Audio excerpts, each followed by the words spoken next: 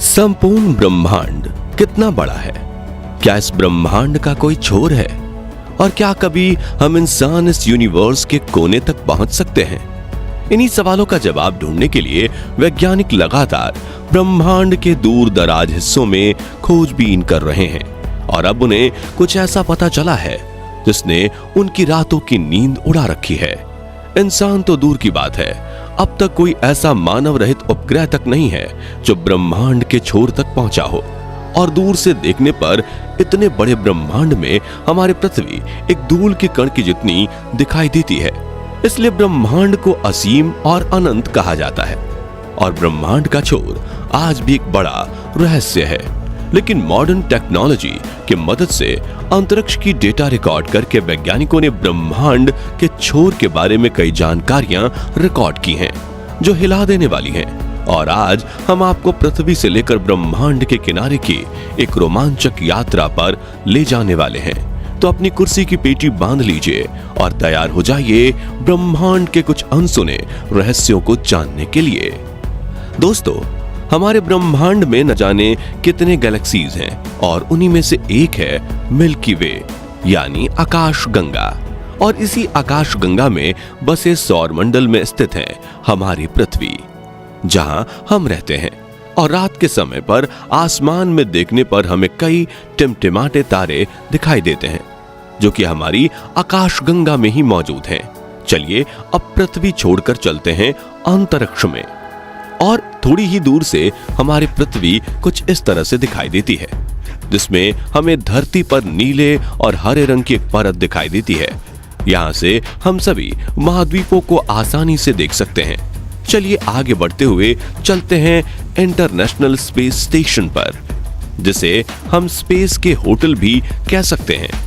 पृथ्वी की सतह से करीब 400 किलोमीटर की ऊंचाई में स्थित ये स्पेस स्टेशन अंतरिक्ष में इंसानों द्वारा बनाई गई सबसे बड़ी चीजों में से एक है। यहाँ पर स्पेस क्राफ्ट्स के लिए फ्यूल, इलेक्ट्रिसिटी और ऑक्सीजन जैसी जरूरी चीजों का अतिरिक्त भंडार किया हुआ है। वहीं यहाँ एस्ट्रोनॉट्स के रहने, खाने और सोने तक का बंदोबस्त किया हुआ है। और दुनिया भर के स्पेस रिसर्चर्स, एस्ट्रोनॉट्स इस स्पेस स्टेशन पर जाकर अपना स्पेस रिसर्च करते हैं। आपको ये जानकर आश्चर्य होगा कि इंटरनेशनल स्पेस स्टेशन 28,165 किलोमीटर प्रति घंटे की रफ्तार से पृथ्वी की ऑर्बिट में परिक्रमा करता है, जिससे इसे पृथ्वी का एक चक्कर लगाने में 90 से 93 मिनट लगते हैं। और ये एक दिन में करीब 16 बार पृथ्वी के चक्कर काट लेता है। साथियों, दोपहर के समय ISS से पृथ्वी पर मौजूद समंदर और महाद्वीपों की आकृतियों को काफी आसानी से देखा जा सकता है। वहीं रात के समय में पृथ्वी के शहरों में जलती लाइट्स जगमगाते सितारों की तरह दिखाई देती है और ये नजारा काफी खूबसूरत होता है। इस स्पेस स्टेशन से थोड़ी और ऊंचाई पर जाने पर हमें अनेक सैटेलाइट्स का जाल दिखाई देता है। यहाँ इंसानों के द्वारा बनाए गए हजारों सैटेलाइट्स अर्थ की ऑर्बिट में परिक्रमा कर रहे हैं। इन्हीं सैटेलाइट्स की बदौलत हम मोबाइल, टीवी, रेडियो और इंटरनेट आदि का इस्तेमाल कर पाते हैं। अपने सफर में आगे बढ़ते हुए अब हम पहुंच चुके हैं चांद पर, जो कि पृथ्वी से 3,84,400 किलोमीटर की दूरी पर स्थित है। ना जाने कितने अरबों सालों से चंद्रमा धूमकेतु और क्षुद्र ग्रहों की मार झेल रहा है, इसलिए इसकी सतह में कई बड़े बड़े गड्ढे भी पड़ गए हैं। चंद्रमा पर सूर्योदय कुछ इस तरह दिखाई देता है, लेकिन सूरज की ज्यादा रोशनी ना पहुंचने की वजह से चंद्रमा पर ज्यादातर अंधेरे का माहौल ही बना रहता है।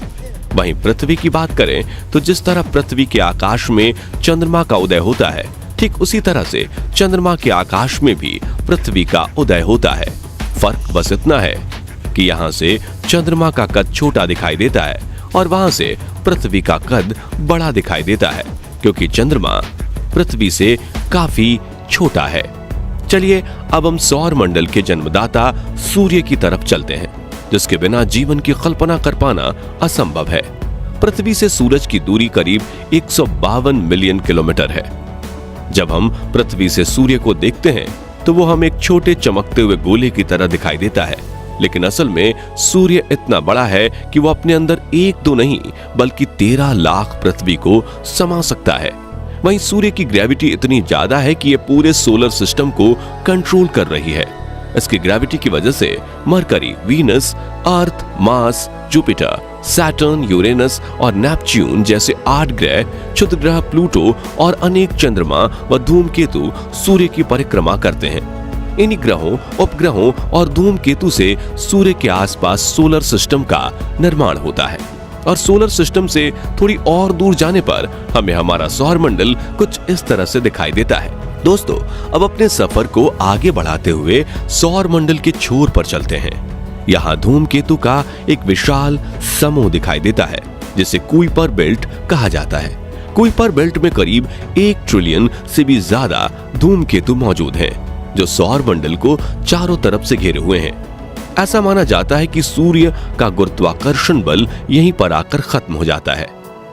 अपनी यात्रा में आगे बढ़ते हुए हमारे सोलर सिस्टम के बाहर एक नए सोलर सिस्टम में चलते हैं जिसका नाम है अल्फा सेंचुरी, जहां एक नहीं बल्कि 3 सितारे एक दूसरे के चारों तरफ घूमते हैं।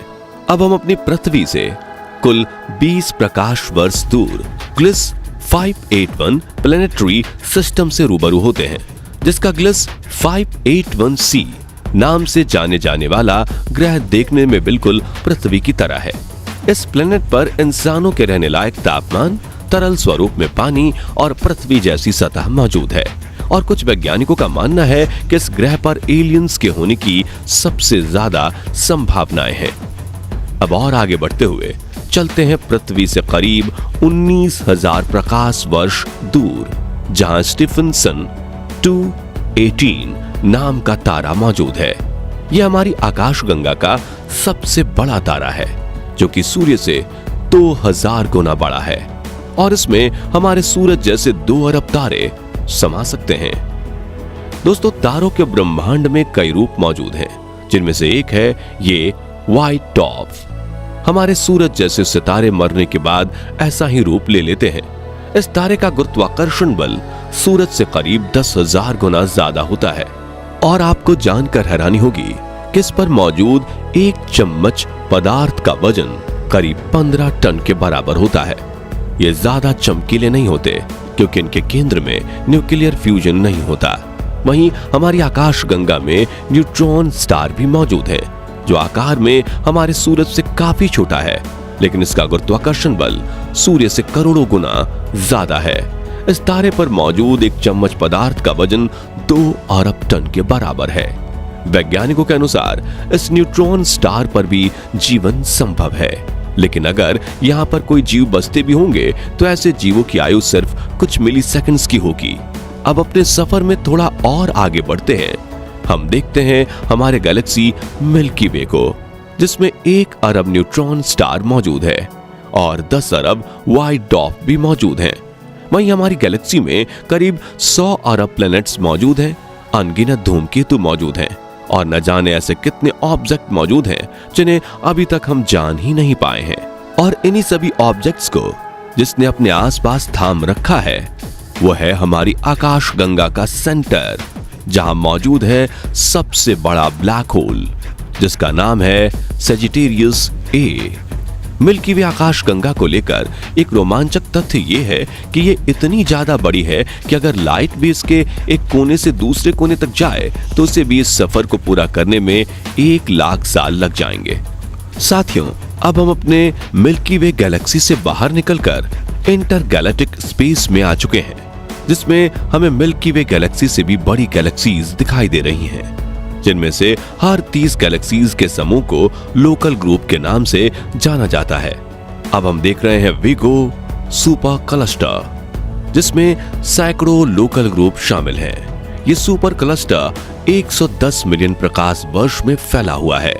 अपनी यात्रा और आगे बढ़ाते हुए हमें विगो सुपर क्लस्टर जैसे सैकड़ों सुपर क्लस्टर्स दिखाई दे रहे हैं, जिसे वैज्ञानिकों ने लेनियेकिया सुपर क्लस्टर नाम दिया है, जिसमें करीब 1 लाख गैलेक्सीज शामिल हैं। लेनियेकिया सुपर क्लस्टर से थोड़ा दूर जाने पर हमें इसके जैसे कई बड़े सुपर क्लस्टर दिखाई दे रहे हैं और ज्यादा दूर जाने पर हम देख सकते हैं हमारे ब्रह्मांड को, जिसमें लेनिकिया सुपर क्लस्टर भी एक छोटे बिंदु की तरह दिखाई दे रहा है और यहां से देखने पर पृथ्वी या सौर मंडल तो दूर की बात, मिल्की वे गैलेक्सी को भी देख पाना नामुमकिन है।